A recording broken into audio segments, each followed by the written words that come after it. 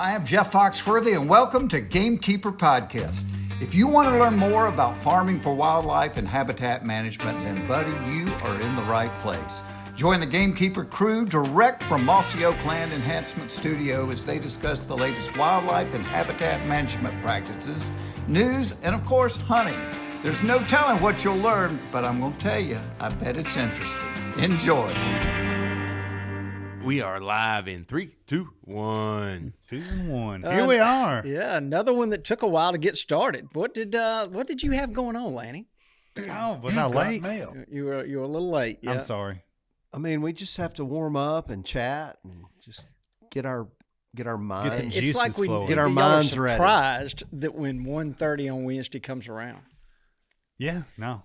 Well, I had to deal with a truck driver that got stuck in a lot about 3 lots down and wanted me to guide him all the way into the office. So, yeah, I was doing that too. Duties, office duties. Well, all right, everybody. Well, welcome. Here we are, West Point, Mississippi, home of the Mossy Oak brand camo and the Gamekeeper studio in Dudley. Yeah. And L-Dub. L-Dub. Lanny likes to be called L-Dub. Likes to be called. Oh. Yeah. Okay. And then, Richie's over here on the board. Richie's good to see you. He needs more of the DJ name than me. Richie, come up with a DJ name for yourself, please, and we're going to take L-Dub off the books. Thank you. And then, look, at the other end of the table, sitting on the guest couch between the turkeys. One and only our own. Rob Moore. Yeah. Rob is a guy we've enjoyed having him around. He makes things happen when we have problems with customers and whatnot. Rob go in there. Is on the ball. Yeah, he can no solve doubt it. about it. Bring it to me. And he's seen a panther cat. He has. He is He's part of the long-tailed cat. He's part of the panther we have this club. bond, you know. Exactly. You and Dudley on the Sasquatch, me and Rob on one. I didn't say I've seen a Sasquatch. Oh, Rob, we are glad to have you here. Rob's a new landowner down in South Mississippi with a hunting spot he's put together. I won't say the county unless you want me to. That's okay. But it rhymes with. That's right. Very lucky to purchase a place, and my kids and myself are having a great time down there. Lanny, his son Hayden. I like on a telephone call said, "Dad, I heard tons of turkeys gobbling. We got to figure out. We got to figure out. Yeah. Can I see your phone for a second? No, you didn't have to bring all that up there, Bob. Now, you do have Onyx, don't you? I sure do. All right, that's good. Just making sure. Can I borrow your phone for a minute? No, y'all are welcome down there anytime after May. There you go. That's awesome. Yeah. As you can tell, Rob is part of the culture. Mm-hmm. Okay, Rob, well, we're going to get a story from you. But before we get started, guys, I want to talk about Blood on the Biologic, which is now brought to you by our friends at LS Tractors. A lot of turkeys have fallen. Pretty good list. Yeah, including Lanny shot one out from under Hayden, his young son, last Saturday morning. Really? I got to hear this story. How do you do that, Lanny? Well, I mean, there's lessons you have to be learned in the turkey woods, and it was that time for him, I guess is the best way to put it. Then he learned it. Yeah, he learned it. But if for the full story being known, I think you're probably going to hear a turkey story I told. I don't know. When is that? It aired last week. It aired last week. So this is an addendum to that story? This is an addendum to that story. You think it's the same turkey? It was in the same tree on the same limb and acted pretty much not exactly the same way. Not like I expected him to, like they all do. But yeah. So we had a little back history. And anyways. The guy that was 3 yards away and gobbled in your face. Missed him 3 times last year. Yeah. Didn't you want to correct yourself? Because I think you said you heard him. I get to telling stories, and sometimes I go back and like, oh wait, that is not exactly what happened. So I need a correction, an editorial edit. Wasn't a spit, it was a cluck. Have you ever heard a gobbler cluck looking for you because he knew a hen was close and he clucked? And then that's when I yelped, and then ended up, using $45 worth of Apex. But so me and Hayden, my Hayden, my turkey hunting buddy. But nonetheless, we hopped out there at a well-known spot, and this turkey was gobbling in the same spot. Slipped in there. I thought he was going to come at breaking the timber between pines and hardwoods. I set Hayden up there, good to go, and I was facing the 90-degree opposite way from him, and And he showed up on your side. And he showed up on my side. How about that? Yeah. So, but I tell you what it's done. It has set a fire off in my Hayden. He's wanting to hunt more, and he has told me that, of course, that You can't carry a gun anymore. yeah. So That's it was good. It was good. Well, that's one lesson I learned was don't take a gun when I took my kids. Couldn't control it. Couldn't control it. Well, I've had to, assist on a couple things. So I always like having it with me. Yeah. But so I take it. Yeah. I'm not. It won't happen again. Like that. I had a history, and I have to say, before when we set up, he's like, "Dad, we were talking about it being the same turkey." He's like, "Oh, you can point this way, and I can point that way." And I really did think the turkey was going to come his way, obviously, but it didn't. But when I did see the turkey, I didn't even know Hayden was there. Anyway, So you didn't try to turn him, is what you're saying.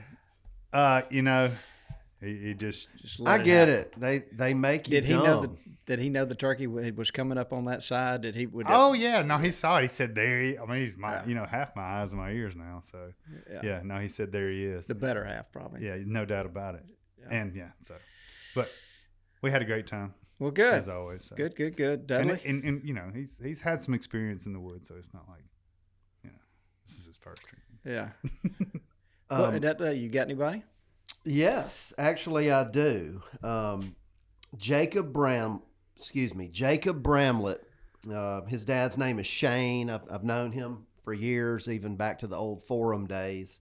But they bagged a turkey with his late Peepaw's shotgun. Oh, that's cool. So Jacob pulled the trigger. I don't believe that was his first turkey. They didn't say that, but that's really cool to use your granddad's old shotgun on a turkey. No doubt about it. And then Connor McInnes. I grew up with his dad, Casey. Connor killed his first bird a week or two ago.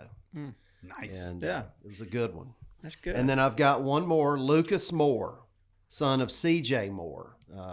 CJ's a big gamekeeper. He's always commenting on our stuff. He's always wearing Bottomland. Good dude. So congrats, Lucas. So Lanny, seemed like you had a relative. Yeah, well, I've got a couple. I'll hit on that, but well, first of all, back to you. Jessie Cole is on the board. Yeah, she sure did. We called it a kamikaze 2-year-old. Yeah. He behaved just like he was supposed to. So, And I hear you're into now making wing bone calls. I participated in cutting the bones out, and then she actually worked to make the wing bone calls. So, Oh, nice. and that's something that next time I see Ernie, I'm gonna punch him right in the mouth. That's a lot of work cutting the bones out. It is. Think how many he has done. I bet he's got it down to a he science. does. He can probably He just pop does. them out of there. Yeah. But yeah, so a couple on mine. John David Nugent. David Nugent, guy used to work here. His son, I think they were somewhere down in Meridian and killed an absolute stud. I think it had 1.5 spurs. They were giant, straight, Yeah, straight just giant hooks. spears. Yeah, spears. So it was. Well, I think one was inch and a half, and one was a tad over 1.5 inches. You know how that is. Yeah. Pretty good. Big old bird. And like you mentioned, my cousin Cash Watson, kind of local family around here. His dad, his granddad was actually probably the first turkey hunter I knew. He was my uncle. But they have his granddad had a place locally that he helped start. Was into wildlife conservation early on. Passed that heritage down to his son Daniel, which is Cash's dad. And then Cash ended up. He's passed the torch on to Cash, and Cash is 10 years old and killed his first long beard yesterday morning. That torch on the is same going. place, on the same place, where his granddad started. So That is cool. Yeah, it it's really pretty is. cool. It's really Yeah, cool. sure Really is. cool. Yeah. So congratulations, Cash, John David. Yeah, and there's a lot more we forgot. There sure is. Tons and tons. I had one more I was going to call out. My nephew Robbie Spigner killed one on an afternoon hunt Saturday that was a real intense afternoon. They really? can be in the afternoon An intense sometimes. afternoon Yeah, hunt, really cool bird, long spurs. So congrats to him. So, boys, the season's rolling. Yeah, Rob, you got anybody? Oh, yeah. There we go. No, it's, we've had some exciting hunts. Ernie was in. And, Yeah. Did he get a little Mississippi lesson? Oh, yes, he did. And he also got to partake in a ATV flip over and Oh, yeah, y'all had tornadoes. And He might not ever come back. He may never come back to Mississippi. Well, it was good having him here. He's a great guy. Yeah, and speaking of tornadoes, our heart goes out to. Yes. There's a lot of Multiple damage in the places state, in the state, yeah. and in other states as well. But Amory, Rolling Fork, Winona, Yeah. it's just it's pretty rough. Our hearts go out to the people there. So, well, look, I want one more piece of business. Last week, the commercial I mentioned the Gamekeepers field wear. Yeah. They've got this Gamekeeper turkey vest, and I failed to mention where a guy could find that. Somehow I got distracted. But guys, go check out the new Gamekeeper turkey vest, and it's at gamekeeperfieldwear.com or better sporting good retailers. There you go. If they're In Bottomland, no doubt. yeah, it's a really nice vest. It is. It is. So anyway, I needed to make sure people knew where to go to check that out. I forgot about that, Rob. Imagine that. I got so distracted, but That's Oh, right. I forgot to tell you, your buddy, he's on. Oh, Riley Payne. He's on the board too. I know you'd be excited to hear that. I want to let you know that on the Get him, Riley. do you think he crawled on that one? whatever he had to do. He commits 100% though. No, Congratulations, no doubt. Riley. Yeah, I bet he crawled on that one, Riley. Riley Payne. Well, congrats to him. So, look, what we're going to do today is we got some stories. Some guys have been in here and recorded some stories. We're going to listen to them and comment on them. But right off the bat, why don't we start off with Rob? Why don't you tell us your story, and then we'll carry on. Sure.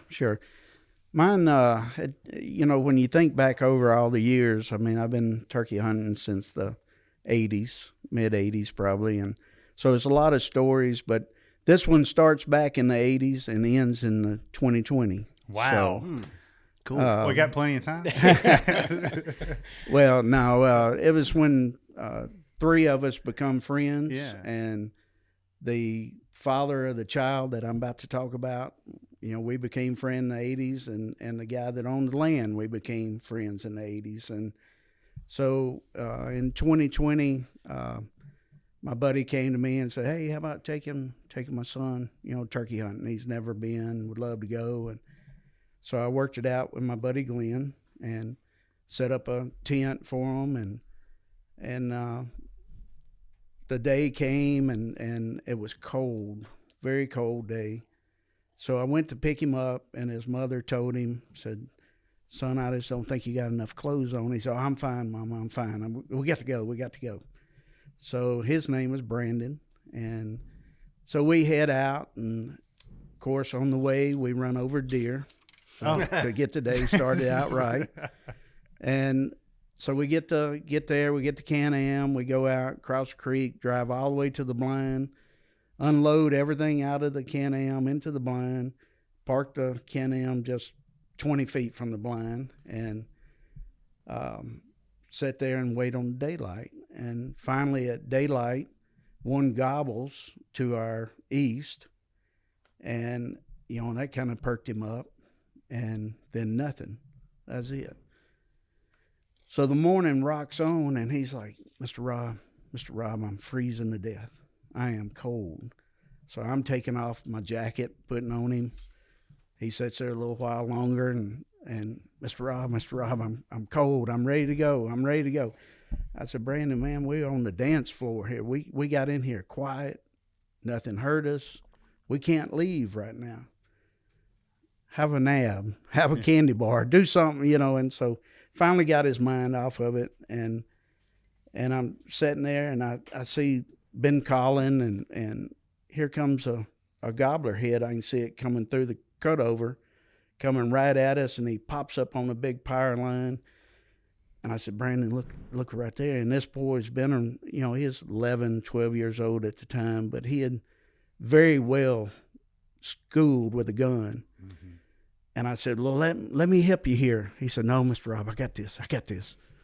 And I mean, he was just like like he'd been doing it forever, And he wasn't cold anymore. All of a sudden. Yeah, no, he wasn't cold. He was excited, and the turkey come right on in, and I had a Jake decoy and a hen decoy, and I said, okay, he's where you can hit him now. You can shoot him, and he shot, and I mean, you thought he had a new world to look at, and he ran out and got his foot on him. I told him how to do all that before we got started, and so it's just a very memorable hunt that I was able to take a friend's child. Yeah. And he was going to accompany us, but he had to go to work to a show in Atlanta or somewhere.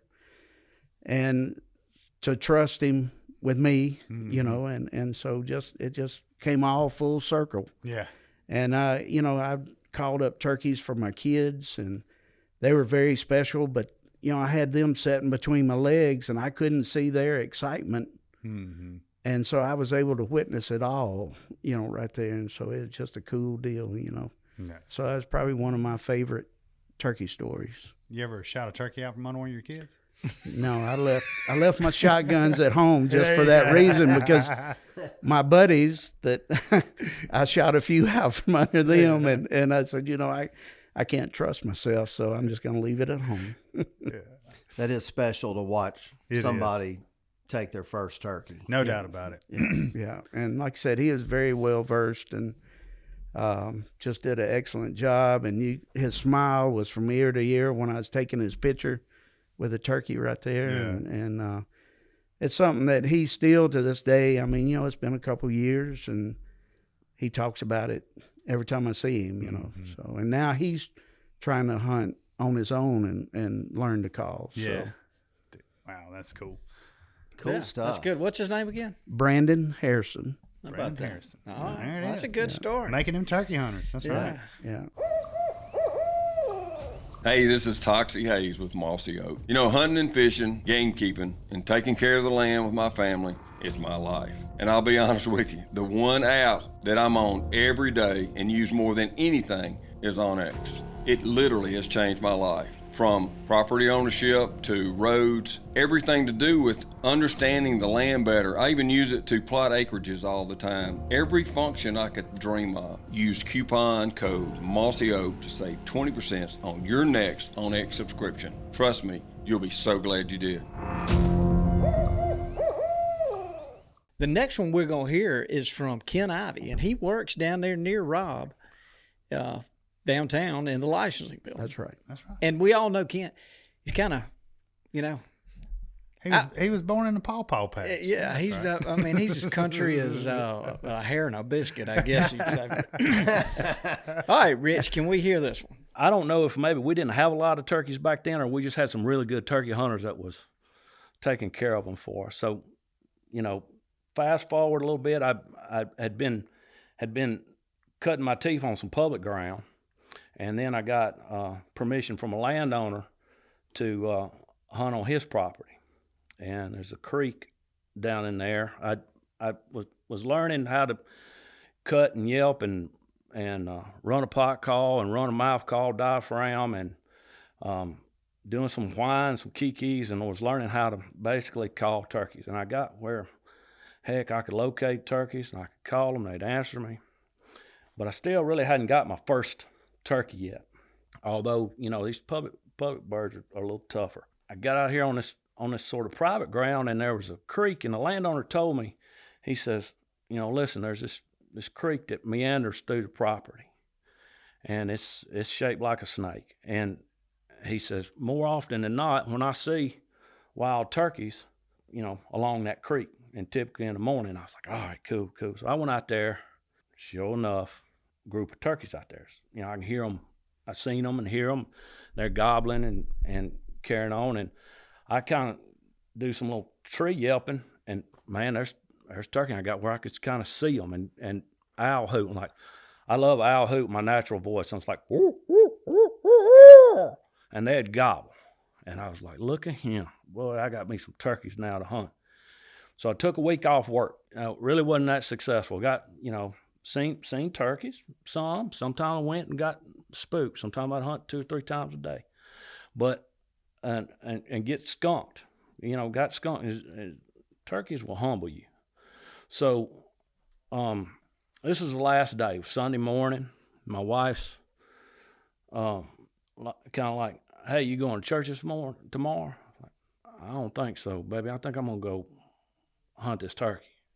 And her name is Ivy. Ivy, yeah. And her last name is Ivy. Yeah, my wife's name is Ivy. Yeah. Okay, go yeah, ahead. shout out to Ivy. She's probably rolling her eyes right now, but Ivy was my wife. And so I was like, I don't think I'm going to make it to church this morning. I'm going to get after this turkey. And she said, what? And I said, well, I'm going to go early because it's calling for rain. So I got out there along the creek there, and I didn't hear him. He didn't gobble this morning. Nothing gobbled this morning. At 9 o'clock, I said, well, maybe I will make it to church. I started looping around there to church, and I heard one like voluntary down there by the creek. I'm like, look at him. And then I'm looking down the creek. There's places there's 5 foot deep, and there's places 7 foot deep. I'm 6 foot tall, and I'm just going to use this terrain to slip up on this turkey. So I'll get down in the creek, basically. And I start easing toward him. He's gobbling on his own. And I got up there pretty close. By this point, it's 10, and he quit gobbling. The wind started blowing a little bit. Starts kind of spitting rain. I said, well, he got to be right here somewhere. And I kind of cut at him, and pow, he gobbled.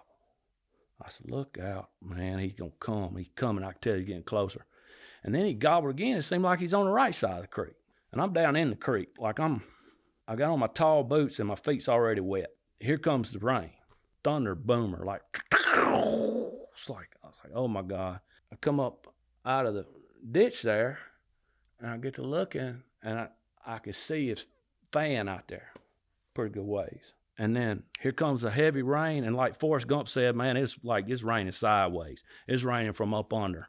It starts pouring down rain. I didn't care because I already got my feet wet. It's my last chance to kind of get him, Finally, I get up there, and I get up against this shagbark hickory tree and kind of hold still there, and he pitches up in the tree with them hands. He gets up in this tree, and I could see him up there like kind of hopping limbs, Well, I just sat there and then sat there through the rain. And then by this time, it's around right at 11 o'clock. And then when that sun came out, you could see him like knock that water off his back. I'm close enough where I could kind of make his beard out. And then here comes the hens. They flew down across the creek. And it ain't but just a minute, here he comes following them. And as he's coming down, he hits the ground. I pull the trigger on him. Pow! And he flips over. I had to shoot him quick so that he lets one. So I let one off. Cow! And I watch him fold and flop over in the creek, and I don't see him no more. Wait a minute. He gobbled when he hit the ground? No. I shot like pow. Oh, okay. Like he ain't made a noise since it thundered. Yeah. When it thundered, he shut up. Well, I just jump up and take off running down there and get to looking, and he's still very much alive in the creek, in the water, and trying to get up and get out. And he starts trying to get back up that bank, and I pow him one more time and like clean him up, like finish him off. Yeah. Well, he tumbled back down in the water, and so now he's floating in water about waist deep, and I had to wade back in there and get him.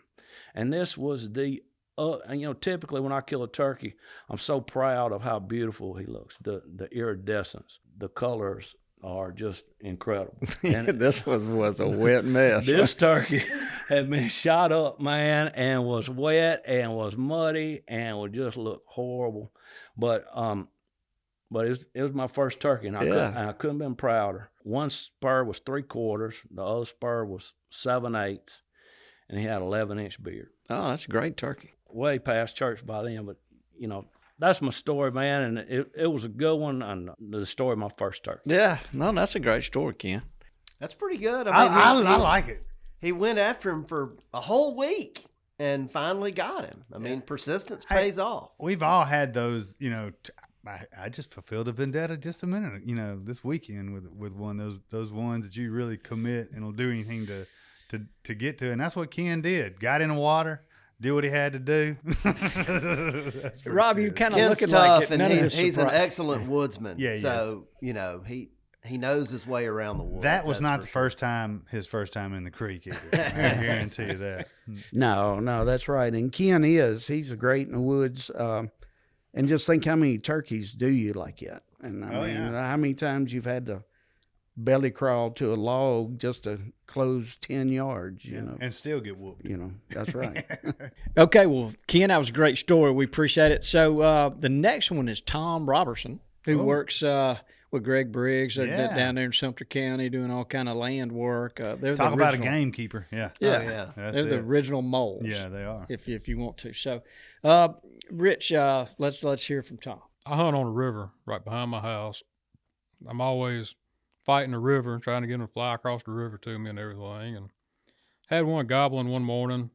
He started at daylight. He hit the ground gobbling. I'd just sit there and yelp to him every 10, 15 minutes, just keep his attention. It rocked on there at about 9 o'clock that morning and kind of heard something behind me. I said, well, maybe one done slipped up behind me. And I sat there and finally curiosity got the best of me. So I turned my head around and it was a bobcat that snuck up on me.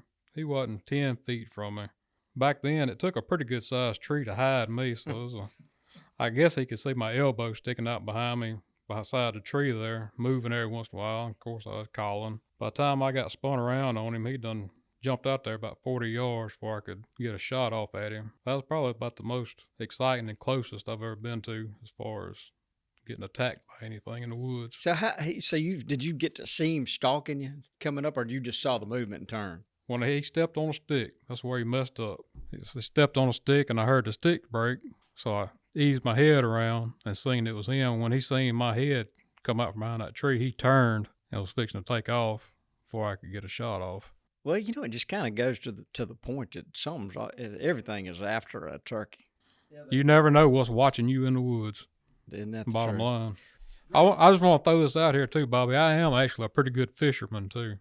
Just so you know. I have witnessed. I've been on a pond on one side. I didn't get a strike, and I saw Tom just catching them. After a while, I finally gave up and walked over. I said, "What in the world are you throwing? And can I throw over here too?" And we stood there and caught a bunch. A bunch. It was incredible. Yeah, wow. Get back to the camp, and Bobby says, "Tom's actually a pretty good fisherman." Yeah, dude. Oh, me. Old Tom. We used to call him Big Tom, but he's not Big Tom anymore. No, I bet he's Slim Tom. Yeah, he's slipping and dipping now. He's a man of few words. Yeah, he is. He's an interesting guy. We appreciate Tom telling us his story. Hard-working, great guy. There's no question about it. That was a short-tailed, not a long-tailed cat, right? Oh, that was short-tailed cat. He said it was a bob. It was a bobcat. He was quick to specify that. Yeah, old Robert. So. Yeah, and he can run some equipment too. You know, you see those videos of people like lighting a birthday candle with the bucket on their tractor. He's an operator. He can do that kind of stuff. It's crazy. No doubt about it. So the next one, we've got Greg Briggs. Greg and Tom work a lot together. Yeah, they are. I think they're peas and carrots. Yeah, they could do it. You talk about a team on some equipment. It's pretty amazing to watch them work. Yeah. Now, Greg went to Florida. Well, you'll hear the story. It's a really good one. I think our audience will really like this one. The Florida Cattlemen's Association puts on a Wounded Warrior hunt every year, has been for last 13 years. Well, long story short is Cuz and Bubba Bruce, which was just Bubba, Keith Kelly, which is a swamper, and myself and Cuz, we all go down and guide these guys, and we got hooked up with that several years ago. And it's kind of the highlight of my spring. I mean, it's so humbling to go hunt with them guys. You know, it's been through so much. But getting back to the story, that's kind of how it came about. We hunt down in South Florida opener, and it always starts early. It works out great because we're not open here, so we get to go down there and kind of get season kicked off. Here's a few gobbles and see a couple of turkeys die. But so we've been going down there. I had for probably about my 5th, 6th year. And I always hear the story about Florida panthers. Well, I didn't ever think a whole lot about it. You know, it's like, you know, whatever, just a cat, you know, so. Yeah, you see them all the time around. Yeah. Well, not really. But, I mean, I've heard of panthers in this area. Never seen one. Heard them all my life. We get up there a day ahead of the vets to do a little scouting because we don't have anybody to tell us anything every year. They don't know what's going on. So we get there a day early and we go out and just scout our areas. Well, we rolled into our second camp, which is down below Clewiston, Florida. And I'd always seen tracks while I was down there, you know, in the sand roads and stuff. It's like, well, they do exist. I see their tracks. So that afternoon we rolled into camp and got unloaded and sat around a bit and said, well, we need to ease out and go check all our spots and see what's going on. So I jump in a truck and I take off, and my place it's probably 7-8 miles from the camp, way back in there. I get down there, and it's a pasture. It's a gate there, and we always park at this gate. And where I actually do most of the hunting is about probably 800 yards in, somewhere down in there. And, of course, down in Florida, the feeders are legal. You have to stay 100 yards away from them when you're hunting. So I get out of the truck, and I just mosey down through the pasture. And for whatever reason, that year they hadn't bush hogged the pasture. It was all grown up, and I just kind of got that feeling walking in. I'm like, man, it looks like a ghost town down here compared to what it had been in the past. So I get down, finally work my way all the way down to the feeder down there. Get to looking, the feeder's broken. Half the motor's hanging off of it. I'm like, man, this ain't looking good. So well, I might as well ease out of here. So I just kind of got out of that old brush in the pasture and got over there and was walking the fence line. And I was about 500 yards from the truck, I guess, and I got a text message. So I stopped, pulled out my phone. So, well, let me reply to this. I'm not in a hurry. So there was a pine tree right there in the fence row, just right there in the bare opening. So I just backed up and kind of propped my foot up against the pine tree, leaning against it, and was texting. I hadn't been there 3 minutes. And all of a sudden, I'm looking down, and I catch a movement out of my peripheral vision to my left side. I mean, it was close. I mean, like at my feet almost. Of course, down there, I'm thinking alligator, because they're everywhere. And out of reflex, I just jumped and to the side. And when I looked around, this giant male panther ducked under the fence. He was not more than 3 feet from me. I really think he was fixing to pounce on me. What I think. Some people down there might say different, but I think he had snuck up on me. Well, he ducked under the fence. I think me jumping kind of startled him a little bit, and he was like 3 foot from me, and he stopped. And I just froze, and my heart sank, went to my feet. And I'm thinking, I'm going to die. And I didn't know what to do.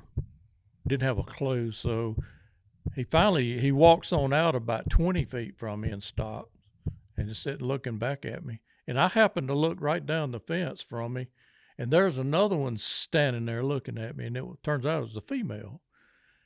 And she's just staring at me, and I think, well, now I'm going to double die.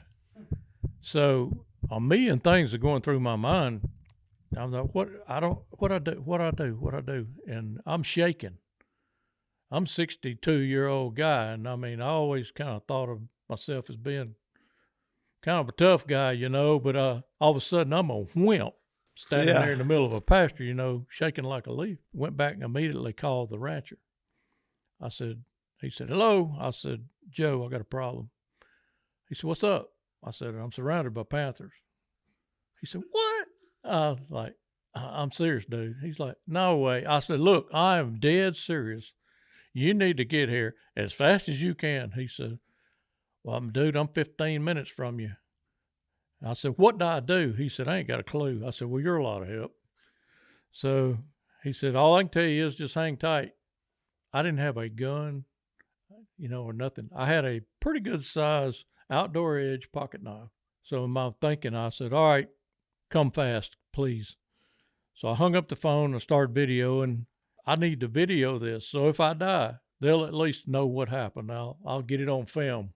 And the video was crazy. I holler at them, shake my hands. I knew not to run. I ruled that out. Do not run. So I held my hands up, flashed my cap at them, hollered, and they weren't intimidated at all. I mean, they just dead still standing there staring. And I'm thinking, this ain't working. And I'm getting nervouser by the minute. So finally, I actually pulled that knife out. It probably wouldn't have happened, but I was thinking, well, maybe I can get one of you before I die. I'm going to fight to the death. Now, they're an endangered species. Hey, Bobby, I'm going to tell you what. I would have gone to prison for 50 years, paid $100,000 at that point in time in my life. Yeah. I did not care. Okay. It was me or them. When it comes down to me or them, I'm going to pick me first. Yeah, I got you. And I think anybody else would have made the same decision. Anyway, I have my knife in my hand. You can actually see it in the video flashing around. And finally, the male walks off. He starts walking away, and he got in the brush. And I look around. The female's laid down like a dog, like she's just there for the day. still staring at me. And I just shut up. So I just stood there in the quiet, just staring at her. And about 5 minutes, she got up, eased under the fence, and eased on over the way the mail went. And I sat there and watched. I didn't move out of my tracks till they were completely out of sight. And when they finally cleared the sight, Usain Bolt didn't have nothing on me, brother. I was at that truck. It's 500 yards. I was there in like 30 seconds. I set the grass on fire getting up. I got in that truck and I was like, Lord, thank you for saving me. I was like, I literally, yes, I've had 2 or 3 times in my life I thought I was going to die, and that one ranks right up there at the top. But that was quite the experience. And of course, I got back to camp and everybody was like, I was green. They was like, what's the matter with you? I was like, dude, you ain't gonna believe this story. And I got to tell them. Of course, they laughed and they started saying, kitty, kitty, kitty. You know, they ragged me the whole weekend. But in reality, it was an intense moment.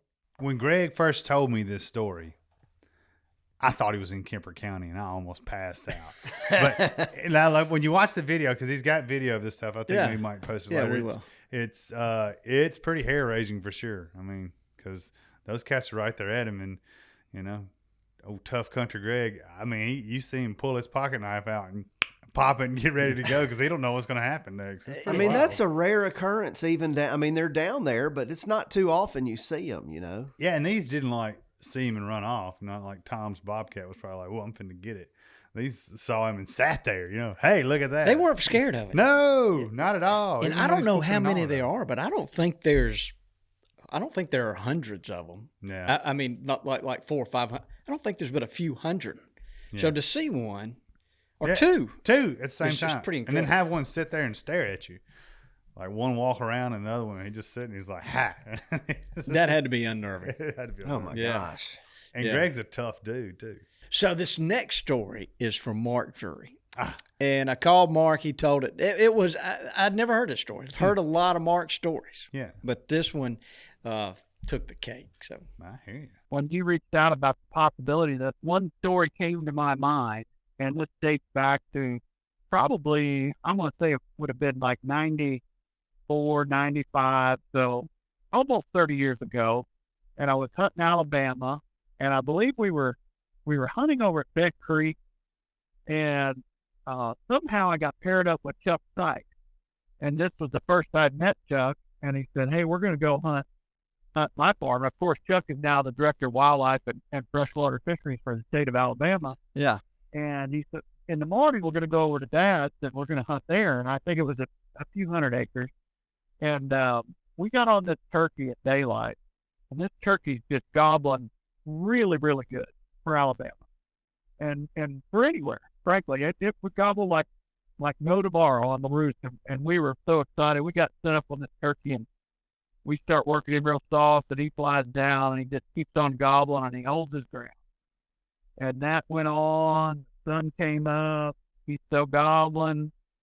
8 o'clock, 9 o'clock. I'm talking he's gobbling every 30 seconds to 2 minutes. He'd go through peaks and valleys, but he gobbled hard, and he'd face it. And this whole time, we were probably 100 yards in the roost. He came to about 35, 80 yards. And we kept glimpses of him down through there, just enough to see him. And we were like, man, he's going to break and come. And, you know, we start strategizing. We're whispering to each other. We're starting to stiffen up a little bit. You know, let's shut up for a while, see if he'll come. So we shut up. And he just kept gobbling at the same pace. All of a sudden, it's 9:30, 10 o'clock. And we said, well, let's pour it to him. So we pour it to him. It's 11 o'clock. We do a fight. We did. And we'd see him for a little bit, and he'd fade off. And, you know, it's getting up around 12 o'clock, and he's still gobbling every 30 seconds to 2 minutes.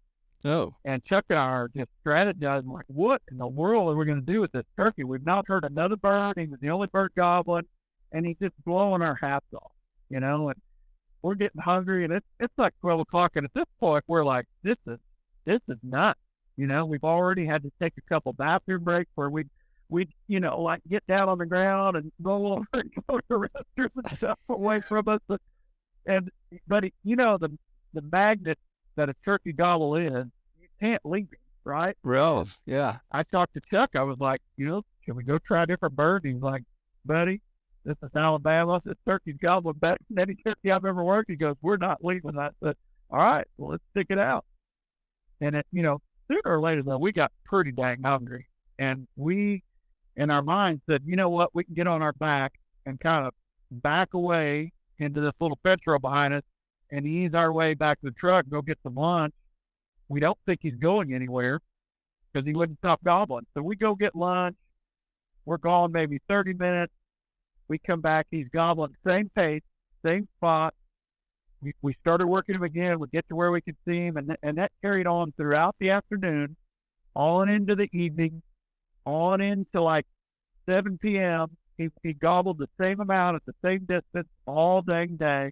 We threw everything you could possibly throw at that turkey, and he finally flew up to roost and was still gobbling then. We worked that turkey for 13 hours.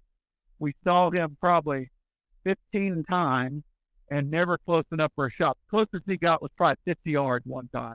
And we never did think he had a hen, but that day just still rings in my head. And Chuck and I, every time we see each other now, we can't see each other without having a laugh over the day we spent with that gobbling turkey. And he never did kill that turkey. They never did kill him on that farm, but that turkey was, he was crazy. That is the most I think I've ever heard a turkey gobble in one day in my life. And he gobbled hard and gobbled with intent and acted like he was coming multiple times. And he never stopped the entire day. I've never seen anything like it before or since. By the end of the afternoon, we were just giggling and laughing. No matter what we did, he'd answer it. But it was like he had a chain on his leg. I mean, we just couldn't get him to break. And I mean, he was a big, beautiful Eastern turkey, and it was Alabama, just the most bizarre of days. But we worked that turkey for 13 hours that day and did not kill him. I know he gobbled 6, 7, 800 times. I know he did. It was insane how many times that turkey gobbled. We were hoping he'd choke himself by the end of the day. wow. And we were exhausted by evening and starving again. Just one of those stories. I'll never forget that day I spent with Chuck Sykes on that turkey. Wow, what a story to listen to Mark sit there and talk about that. I'm kind of jealous. I'd love to sit there and play the game from sun up to watch him fly, because I love if I get close enough to see one fly down, and I don't booger him. I know, Yeah. it's really special. But I don't know if you're hanging with one all day to see what he is doing. That'd be painful. It's interesting that they didn't move around a whole lot, but they're both incredible turkey hunters. Yeah. So you have to value their decision not to move. But and the fact that the turkey stayed right there all day. It's bizarre. That's something I would have never thought. No, I mean, I've never heard of that. Me neither. Yeah. Wow. Rob, have you ever heard of that? No, I've not heard of that. They seem to always walk off, especially when I'm calling at them. me They go too. to, I mean, that's like what dreams are made of. I don't know. I don't think I dream about sitting on one all day long. The intensiveness and that feeling you get. I mean, if you're watching him and he's not leaving, I mean, I could see myself staying there as long as possible. Well, yeah. And Mark said that turkey gobbled more than any turkey he's ever heard. And Mark, we appreciate you telling that one to us. So look, next we've got Brent Lockala. Yeah. And I think Yeah, Brent's a local guy around here. Really been into turkeys. Is friends with Chris, one of your buddies. Yeah. Yeah. And so he's been turkey hunting a long time. Him and I have, hunted together on public land before. Sure have. Well, between the time he recorded this story for us and now that we're recording this, he finished his Grand Slam. I meant to ask him. He got it done. Yeah, he did. Well, good for him. Congratulations. Sure did. I think that's awesome. Yeah, it looked like a Rio from the picture I saw. So I think that was the last one he had to get. I was like, well, that's it. That's the one. That's the easiest one. Yeah, usually. Yeah, so let's listen to his story. That was back in 2005. Of course, it's probably far enough away. I shouldn't get in any trouble. Not for the law. Everything was legal, but I went to the doctor, and I had the flu. They tested me for a flu. I got the flu, and he told me, he said, I don't care how you feel tomorrow. Don't come in. So this was evidently sometime in March or April. This was in April. Yeah. Thank goodness. And I had it was legit from the doctor, and I was told just stay home, and it was beautiful weather that week. And so I know what you're gonna do. I got up, stayed, played it right, stayed at the house, but about 8 o'clock, it was so beautiful outside, I couldn't take it. And I went to this place I'd been hunting. From the road, you can kind of see one side of the field, but you can't see any, the field lays to the west of where the road comes in. So I get out of the truck. I'm at the back of the truck, and I hear a turkey gobble. Oh, holy 100%. Like turkey gobble. So I'm looking through my back window, through the windshield, 300 yards up the road, and I see turkeys going by. So I take off to get ahead of them through the woods along, kind of flanking them, parallel on them. And there's a small hayfield that sits in the southwest corner of this field, like the opposite corner. So I got to beat them there. So I get there. Nothing's in that small field yet. So I set up. And I had heard turkeys gobbling along my way. So I get set up. I'm calling. Turkeys answering me. Not from where these were, out ahead of me. Beyond where I'm at. Good deal. I'm in the game. Yeah, this sounds turkey like answers it's me. really good. Where was this again? 9 o'clock in the morning. Maybe even Lanny couldn't mess this up. I don't know. 15, 20 minutes. It feels like a long time. But I knew there was a bigger field a couple hundred yards through there, and there was water between us. So after a while, you start to convince yourself something's wrong. Yeah. Oh, I do that. Yeah. So I'm thinking through it, and the turkey's really not getting any closer. He's answering me, but he's not getting any closer. So I decide to make a move. So I make my way to the bigger field. Well, when I get there, good sized field, a couple hundred yards out, there's a turkey just balled up out there with 7 or 8 hens. All right, well, that's him. And I'm not going to call him and those hens all the way across this field, even though I tried and he would gobble. And You got to try. Yeah, I'm not. And it was the same turkey, you think? I mean, I thought. Okay. All right. Yeah. Okay. It's my story, Bobby. Yeah. Well, quit telling the story, I'm curious. Yeah, it's the same direction, right? So you're thinking the same thing I was thinking. So on the side, just off the field, there's a fresh cut over, and they had pushed up a lot of tops in a windrow right against the property line. So I could cut the distance. I could get even with them at least. So that's what I did. And at some point when I was making that move, they drifted over towards the property line. I mean, the field edge goes towards the property line. So they drifted over closer to me. And so as I start to ease over this windrow, snaps a twig or something, the turkey gobbles, and they are right there. Ooh. So like I'm sort of handcuffed. I can't do anything. But when you rustle some leaves or break a limb in the gobble, yeah, kind of tight. Yeah. And so I can see beyond this windrow, and there's some cedar trees on the fence line there, and I can catch a glimpse of him now and then, and he's real close. He's strutting, but I just had a window. And after a little while, he strutted and he turned, and I shot him, but I didn't draw a feather. Ooh. It's like I shot, and I guess the way he turned, I made a bad decision. I shot, and when I hopped over there, I had not drawn a feather. The turkeys were gone. The gig's up. And I really felt like I had the flu. You really got the flu now. I really got the flu. I just thought I felt bad a minute ago. It was a nice. It's real bad now. It was a warm Back to day. the hospital. I had done all that moving around, and I was feeling terrible. And so I walked back, dejected, got the flu, mad. I'm walking back towards the truck. Never going to turkey hunt again. I hate this game. It's dumb.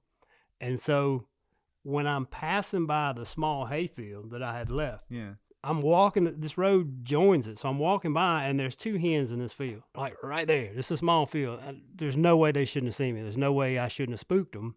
But I just thought they had just scattered from what just happened. So like I stopped, I knelt down, stopped, got my water out of my vest, really not being sneaky because I'm thinking these are turkeys that just scattered. Drink some water. Remember, everybody had one of these, a Primos Power Crystal. Oh, yeah. Had a Power Crystal in the vest, and I popped it up just a little bit and hit it with a striker. Just pop, pop, pop. This turkey right around the bend in that little field with those hens. And now I'm on my knees in this road.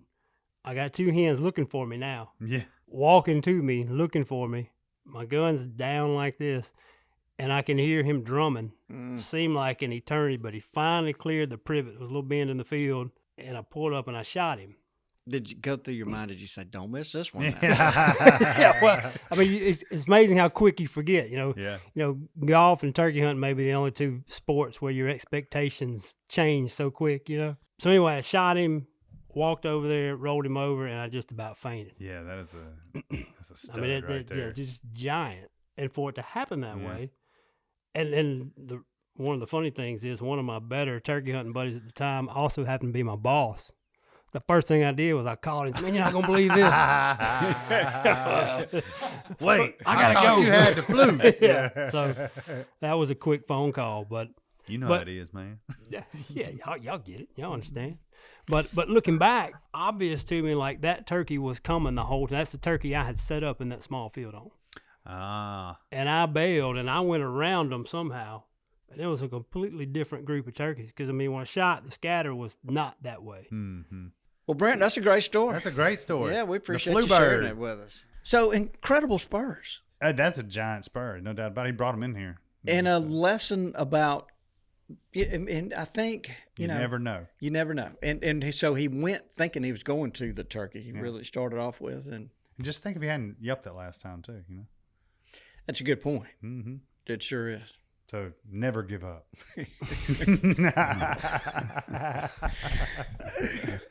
Yeah, I mean, it's funny. Either if you don't yelp, then there was a turkey out there. But if you do yelp, in my case, I'm always messing stuff up. But looks like he made the right decisions at the right time. Your yelp's not that bad, Dudley. No, I'm just saying, like, sometimes you yelp and the turkey comes running, but doesn't gobble. Have you heard his yelp? It's very tree froggy. Oh, my gosh. I will say, to Dudley's point, I rarely yelp if I'm not ready to. Before I yelp, I'd look around me in the woods. Where am I going to get? Where am I going to get Yeah. real quick? Sometimes if I'm really, like, feeling like this is going to happen anyways, I'll go ahead and sit down. Yeah. And just be ready, because there is a lot of times you'll yelp. That's a good tip. You'll get caught before you know it. That's a real good tip. Guys can take something away from that. So that's right. I remember listening to Ben Rogers-Lee cassette back in the 80s, and that's one thing he said. Be ready and look for a tree before you holler. So, Rob, I think you'll like this next one. The next guy we got telling the story is our own Pat Epling. Now, Pat lives in Tennessee, works for Mossy Oak for a long time. He's one of these, but rarely do you get to, I felt honored to have him finally come in here and sit down and tell us a story. So it's great guy. It's a good, we all like Pat a lot. So here we super go. smart too. There's a lot of stories around turkey hunting, obviously, because it's difficult, to say the best, and you never are in the right spot, obviously. So I guess it goes back to probably 4 years ago, and it's with my daughter and one of the other girls that she actually hunts with. We have a 650-acre lease. It's like 8 miles from my house, and that's where we hunt deer, and she hunts deer, and we were going up there for our first turkey hunt. We had only had it this was the first year we had the property, so we didn't know anything about it really, other than cutting some trails so we could find our way around. So we're walking up, and that you don't know the whole story, even when you're hunting with your friends, until the end of the story. So some of that comes back once I hear the story from my daughter, who's following me in the dark with no lights, and my friend on the lease with me and his daughter. Both the girls are in between him and I as we're walking up this steep ravine to get into the spot that we call the Ridge to hunt. So it's dark, it's early. I think it was chilly that morning. So we get up there and we get all set up. We have both have a shooting tripod, and then we put the blinds in front of them just to skirt them off. And we're sitting on either side of our daughters. We're calling all morning. All morning we're backed up into a pine thicket as well, and we're calling nothing. We don't hear anything. We don't absolutely hear anything. So I guess it's probably we are deciding to leave. So we've been doing that for a couple hours now. So Matt and I stand up, and we're just talking about the game plan while the girls are still sitting in their chairs, and they're just kind of talking back and forth on, wondering what we're going to do. And all of a sudden, boom, we hear them, and they're close. 2 of them. We can hear them gobbling right at us, and we're like, oh. Right. Sit back down. Let's get ready. So we sit back down on the side of our daughters at that time. And sure enough, we called them ridge turkeys afterwards, because they were two really old birds. And so they walk right up. We have a decoy, obviously, in front of us at about 35 yards. So they both come out of the thicket on the ridge, and they're coming right at us. And we're like, you girls ready? You ready? You ready? You know? And so Matt's calling them, and we're waiting for them to get a little bit closer, and they wound up being about 40 yards out. And we're like, you guys ready? You ready? You ready? Okay, on three. 1, 2, 3. Boom. And they both shooting 410s, single shot with TSS. And both of them drop and hit the ground. One of them jumps back up, though, and he takes off like he's running. Matt starts calling back at him and flips him right around because the other bird's flapping on the ground, right? So we have another decoy, obviously. So I had a shell in my pocket, and I put it in to my daughter's gun because that was the bird that was on our side that got back up and took off, and reloaded it, called it right back up to that other bird, and she put another shot on him, and this time he was about 45 yards away and just again dropped him to the ground, and that was it, right? He was done. So we were all excited. They were so excited because they doubled. It was really neat. So we're looking at the birds. They're really nice birds, big spurs. I actually had the bird full mounted for my daughter. But come to find out, as we're walking up, both of the girls' shoes come untied, and they don't tell us. They don't want us to stop, right? Because they're following their dads, right? So it's funny to hear after the story that they're both walking around with their shoes untied and their boots are almost coming off. But that was probably one of the most memorable events because to me, it's all about the kids right now. So, and getting them out in the field and to experience what we did as kids as well. That's incredible. I can't believe that you called that bird back like that. It was really and to have the girls that young see that happen. So never give up, right? Because you never give up because you don't know what's going to happen next. And it was pretty impressive. It was pretty neat. That son was definitely trying to secure a breeding opportunity. He was doing whatever he had to do to get it now. Oh, my gosh. I mean, have y'all ever heard of a turkey coming back? What state was this? Tennessee. Tennessee. You ever heard of a turkey coming back? I've seen videos of turkeys, coming back in the day. I haven't personally never experienced a turkey coming back, but. Yeah. I mean, anything's possible. So anything's possible, yeah. The turkey rolled, and then they call, and he stops running and comes back. Yeah, that guy can yelp. Yeah, that's the thing that's confusing to me because you see turkeys from time to time, Rob. That if there's 2 or 3 of them, they'll jump on the turkey that's gets shot. But sitting there flogging. Sounded like Pat. Well, they hit the bird. Yeah. Huh? Well, maybe the turkey didn't know what it was. Right. Put it on, didn't he? Obviously, he didn't know what it was. And it was this day to die. Love on the mind can make you do crazy things. So, guys, the next story we have is a really good one from Jason Douglas. Oh, And, JD. JD works with the licensing department, and he's an avid turkey hunter himself. Yeah. So let's listen to this one. As far as memorable hunts go, there's a lot that comes to mind, but I would have to take you guys back to the beginning. Really what got me addicted to turkey hunting, if you will, to April 17th of 1993. I was 13 years old, Bobby.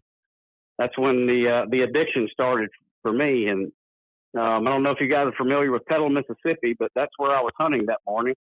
And it was with my dad. We'd been hunting on a piece of private land behind the natural gas plant where he worked on the Leaf River in Petal, Mississippi. And we hunted there the 2 previous mornings and didn't have a whole lot of luck. The birds weren't really cooperating. And I didn't want to go the next morning. I told my dad, I was like, man, let's go try some public woods. Let's go do something different. He's like, no, let's go try it one more time. So we got all the way down to the sandbar that morning, right on the Leaf River, and set decoys up. And at this time, you got to think, it's 1993. It's foam decoys with plastic stakes, and we set them up on the Leaf River on the sandbar there and backed up into the edge of the woods. And right at daylight, we had a couple birds gobbling across the river right there. And so we knew we had a chance at least anyway. But you know what they always say? Water's tough, and having water between you and a bird is even tougher. So, but we were they could at least hear us. So we threw a few yelps out there. My dad, he was running a Lynch box call from obviously Liberty, Mississippi that morning. And he was cranking on it, and we had, the birds were gobbling pretty well. And then all of a sudden, they fly down. They do what typical birds do. They stop gobbling and do their thing for a little while. We just sat there, and a few, 30, 45 minutes went by, and my dad cranked on that lynch box call again, and they fired up. But they were going in the opposite direction away from us across a river. And they were kind of going out of hearing. So we were pretty much going to sit there for about another hour and see what happened and then pack up and go home with their tail tucked between their legs. And before we knew it, we yelped one more time, and those two birds were standing across the river bank looking at us and looking at our two decoys. My dad hit that little lynch box call, and they looked like two 747 jets coming in there, landing on the sandbar. And they walked up there with the decoys and did their thing for a few minutes. And I was 13 years old, shooting a single shot 20 gauge, wood barrel, wood forearm. And my dad shot his bird, and the other bird took off running. I shot at him, and I thought I made a good enough hit, but the bird flew back across the river. So I was bummed, but thankfully my dad, doing what he did, he marked it where he last saw that bird go back across the river. And so we went back up to the gas plant where he worked, got an aluminum boat and a shovel, and took it back down to the Leaf River and we paddled across that Leaf River and walked around for about an hour. And I will be dang if we were just about to wrap it up and get back in the boat, and I just happened to walk up on that bird. He's graveyard dead over there. And that was the first bird I ever killed in my life at 13 years old. And he had a 10 1/8 inch beard. So as far as memorable hunts, that's probably my most memorable one. Gosh, I mean, they spent all that time and they actually found the needle in a haystack. That's I love rare. hearing that. I mean, I do. You know how I am about ducks and anything. I want to go out there and find them. So You're the only other person I know that's found a turkey like that. I found, multiples. I mean, yes, more than That's one. hard to do. Yeah, it's hard to do. And because they don't blood trail. No. And I think if I told my story, a lot of people don't believe my stories anyway. So. Well, you've told that one story. I have told it. They can go back and listen to that. Yeah. But JD, good. Yeah. I mean, congrats good for them. Good for going to look, because a lot of people, I mean, not because they're purposely doing it, but they'll bleed out. They will. So it always, Toxie's got a good story about it too. It always pays off, in my opinion, to go and just to be sure. So unlike the one you shot that day that flew over the moon. Yeah, we should have gone and looked. He was perfectly healthy. There was no doubt. He was like in Mars before he landed. Well, I would have loved to have been. I just imagine in my mind what those turkeys look like sailing across that river, landing on that sandbar. That was pretty. Yeah. Cool scene. Yeah. Good story, JD. Thank you. We appreciate it. So now it's time for our own Chris Paradise. And, he's got a lot of turkey stories, Lanny. Yeah, he does. He's been at it a while. Long-time friend of Bob and Jim, been a part of this place for a long time. So. You ever get invited up to Ohio to go turkey hunting? We got invited up there once, but it wasn't a turkey hunt, Smallmouth. Smallmouth fishing. Yeah, I don't know what it is. Hey, but it was a spring. Yeah. Yeah, we're getting closer, Lanny. Yeah, we're getting closer. It'll work out one day. Well, Chris, you told the story of the white duck a few episodes back, and it brought a tear to everybody. No doubt about it. Don't do that to us again now. No white duck stories, no white turkey stories on this one. Wish I had a white turkey story because there's a few of them around, but nope, that's not what this one's about. But I'll take you back to a time when my daughter was 8 years old, and we had producers coming up to hunt with us here in Ohio for the youth season. My son Michael was up to hunt. I had asked Ava, hey, would you like to hunt? She said, well, then I have this going on, I have that going on, and I really would, but I don't want to get up that early. So anyhow, we took Michael out, and we had an absolute crusher of a hunt. Just everything, if you could draw it up on paper, it happened to us that morning. Good gobbling, good hunt, beautiful weather, great shot, just a good time. We finished the hunt, and we headed back to the house, and my wife walked out the door, and she said, are you taking Ava now? And I just kind of looked at her, and I said, no. And she said, well, I think she wants to go. And I said, well, hon, I didn't run her through the same training, if you will, or practice with a shotgun. I mean, she's just a young girl at that point. And even though she had killed a couple of deer with a bow, a crossbow, we hadn't practiced with a gun. And I said, I can't do that out of responsibility. I just don't think it's a good move. And she said, well, she's in there and she's upset. Well, you know how that all goes. So I talked to the time we had Jeff Shelby, Fafa, who was running the camera, and I walked over to him and said, Jeff, got a little issue here. Ava wants to go, and I said, I'm thinking of setting up a pop-up blind in the yard here to where she can shoot into one of my turkey targets with the crossbow, and if she can do it consistently, what do you think? He said, it's worth a shot. If we can get one in close enough, might be worth a shot. So we brought her outside. We went through all the rigmarole and practice and thought process and listening, you name it. I mean, you guys have all been there. Many of us have all been there. But I had that doubt in the back of my head. I didn't want to wound a bird. I didn't want it to be a bad experience for her. I didn't want to rush the situation, And so she came out and she shot her crossbow so many times. And by the end of the first hour of just going through all this, Jeff looked at me and said, she's ready. I mean, she can do it if we get the right opportunity. Sure enough, we went out that night. We roosted a bird, and the plan was for the morning, take her out and see what we could make happen. It's a spot that is without a doubt my premier location for hunting turkeys. I typically only take the kids in there. We hadn't been in there yet this year. We had taken Michael to a different spot. Crystal clear, blue morning, not a breath of wind, and not a gobble to follow. Ooh. And, I kept thinking, of all times, this is the one time you just wish you had turkeys acting right. Well, they weren't. They didn't gobble, and the first hour passes. We don't hear a hen yelp, no signs of turkeys. And I could see Ava was not discouraged, but she was getting a little sleepy. She's just a young kid at this time. And so I said to Jeff, well, this sounds crazy, but I'm going to go walk one up. He said, what are you going to do? I said, I'm going to walk the perimeter here. And if I can strike one up deep, there's a big area that there's no hunting in just east of the property that we lease. And I said, if I can strike one, I'm going to try to backtrack them, see if we can make them, come across, come in. Maybe there's turkeys in our place, they just start talking. And he kind of looked at me like I was crazy, which at the time he's probably right. But I got to the center of the property and I yelped, and I thought I heard turkey gobble, but for the next 5-10 minutes, nothing. And I yelped again, and I definitely heard him this time, and I immediately got back on the logging road and just started walking.